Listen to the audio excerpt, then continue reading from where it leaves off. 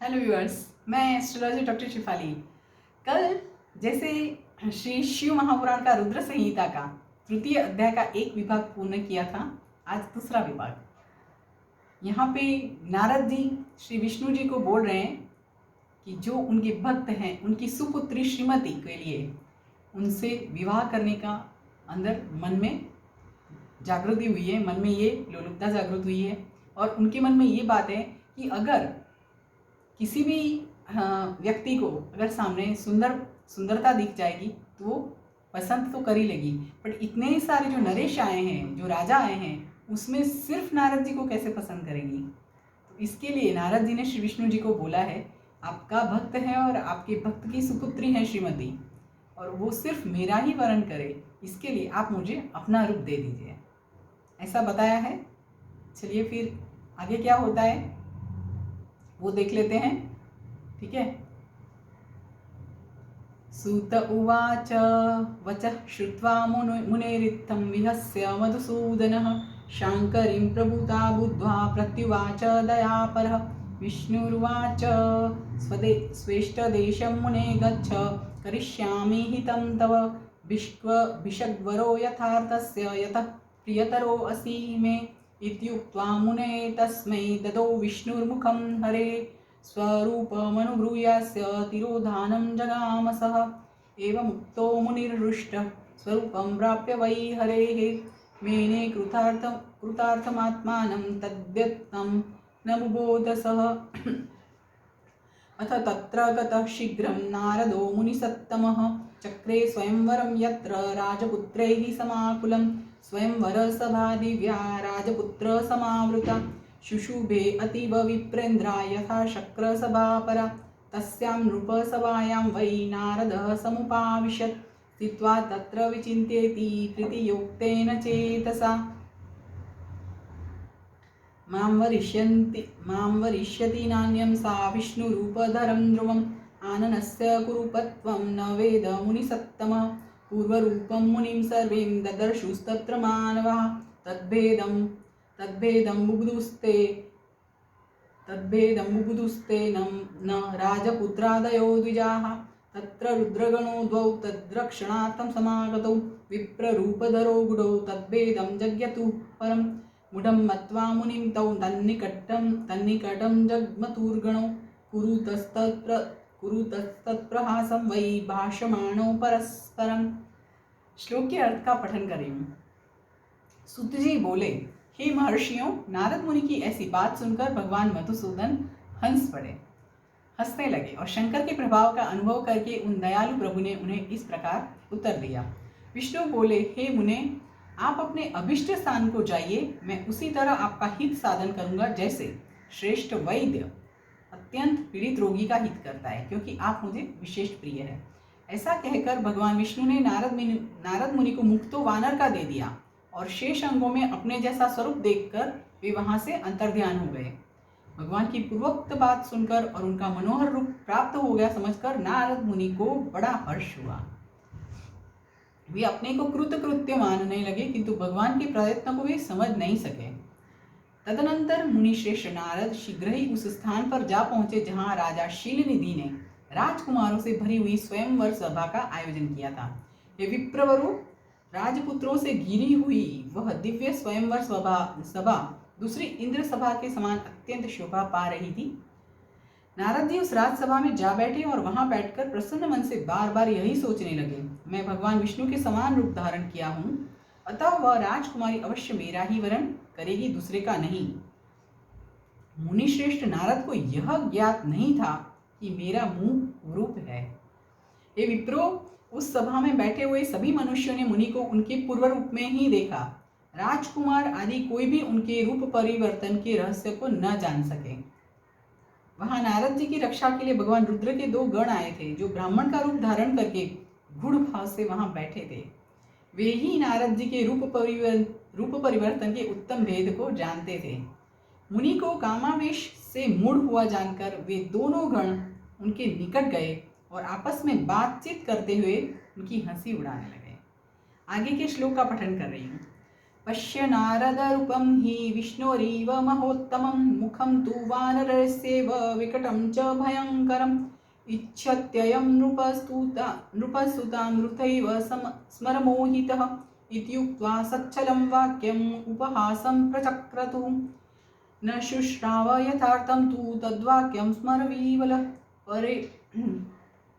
परेक्षत् श्रीमतीं तां वै तल्लिप्सुर्मोहितो मुनिः एतस्मिन्नन्तरे भूपकन्या चान्तःपुरात् तु सा स्त्रीभिः समावृता तत्र जगाम वरवर्णिनी मालां हिरण्यमयीं रम्यामादाय शुभलक्षणा तत्र स्वयंवरे रेजे स्थिता मध्ये रमेव सा बभ्राम सा सभां सर्वां मालामादाय सुव्रता वरमन्वेषति तत्र स्वात्माभीष्टं नृपात्मजा वानरास्यं विष्णुतनुं मुनिं दृष्ट्वा चुकोपसा दृष्टिं निवार्य च ततः प्रस्थिता प्रीतमानसा न दृष्ट्वा स्ववरं तत्र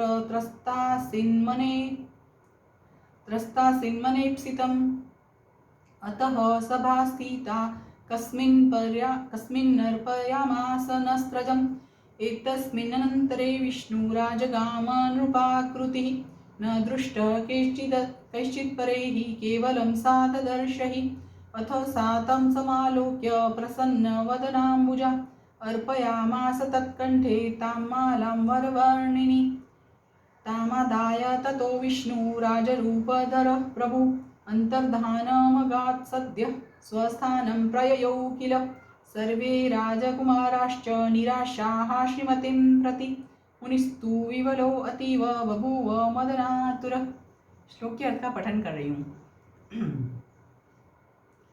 जो ब्राह्मण का रूप धारण करके गूढ़ भाव से जो रुद्र भगवान के गण आए थे उनकी हंसी उड़ाने लगे नारद मुनि के। देखो, नारद का रूप तो निश्चित ही भगवान विष्णु के समान श्रेष्ठ है, किंतु मुख वानर के समान विकट और महाभयंकर। काम मोहित ये व्यर्थ में ही राजपुत्री को प्राप्त करने की इच्छा कर रहे हैं। इस प्रकार की कपटपूर्ण बातें कहकर वे नारद जी का उपहास करने लगे। मुनि तो काम से विवल थे, अतः उन्होंने उनकी यथार्थ बात भी अनसुनी कर दी। वे मोहित हो उस श्रीमती को प्राप्त करने की इच्छा से उसके आगमन की प्रतीक्षा करने लगे। इस बीच स्त्रियों से घिरी हुई वह सुंदरी राजकन्या अंतःपुर से वहां आई। अपने हाथ में सोने की सुंदर माला लिए हुए वह शुभ लक्षणा राजकुमारी स्वयंवर के मध्य भाग में लक्ष्मी के समान खड़ी हुई अपूर्व शोभा पा रही थी। उत्तम व्रत का पालन करने वाली वह भूप कन्या हाथ में माला लेकर अपने मन के अनुरूप वर का अन्वेषण करती हुई सारी सभा में भ्रमण करने लगी। नारद मुनि का भगवान विष्णु के समान शरीर और वानर जैसा मुंह देखकर वह कुपित हो गई और उनकी ओर से दृष्टि हटाकर प्रसन्न मन से दूसरी ओर चली गई। स्वयंवर सभा में अपने मनोवांछित वर को न देखकर वह दुखित हो गई। राजकुमारी उस सभा के भीतर चुपचाप खड़ी रह गई और उसने किसी के गले में जयमाला नहीं डाली। इतने में राजा के समान वेशभूषा धारण किए हुए भगवान विष्णु वहां आ पहुंचे। इन्हीं दूसरे लोगों ने उनको वहां नहीं देखा, केवल उस कन्या ने ही उन्हें देखा। भगवान को देखते ही उस परम सुंदरी राजकुमारी का मुख प्रसन्नता से खिल उठा। उसने तत्काल ही उनके कंठ में वह माला पहना दी। राजा का रूप धारण करने वाले भगवान विष्णु उस राजकुमारी को साथ लेकर तुरंत अदृश्य हो गए और अपने धाम में जा पहुंचे। इधर सब राजकुमारी श्रीमती की ओर से निराश हो गए। नारद मुनि तो काम वेदना से आतुर हो रहे थे, इसीलिए वे अत्यंत विवल हो उठे। आगे के श्लोक और अर्थ का पठन कर रही हूँ। तदा तावुचतुः सद्यो नारदं स्मरवीवलं विप्ररूपधरो रुद्रगणो ज्ञानविशारदौ गणावुचतुः हे नारद मुने त्वं हि वृथा मदनमोहितः तल्लिप्सुः स्वमुखं पश्य वानरस्यैव गर्हितं सूत उवाच इत्याकर्णतयोर्वाक्यं नारदो विस्मितो अभवत् मुखं ददर्श मुकुरे शिवमायाविमोहितः स्वमुखं वानरेस्यैव दृष्ट्वा चुक्रोध सत्वरं शापं ददौ तयोस्तत्र गणयोर्मोहितो मुनिः युवां ममोपहासं वै चक्रतुर्ब्राह्मणस्य हि भवेतां राक्षसो विप्र वीर्यजो वे तदाकृति श्रुत्वा हरगणावित्तं स्वशापं ज्ञानिसत्तमो न किञ्चित्तु चतुस्तौ हि मुनिमाज्ञाय मोहितं स्वस्थानं जग्मतुर्विप्रा उदासीनो शिवस्तुतिं चक्रतुर्मन्यमानो वे शिवेच्छां सकलां सदा।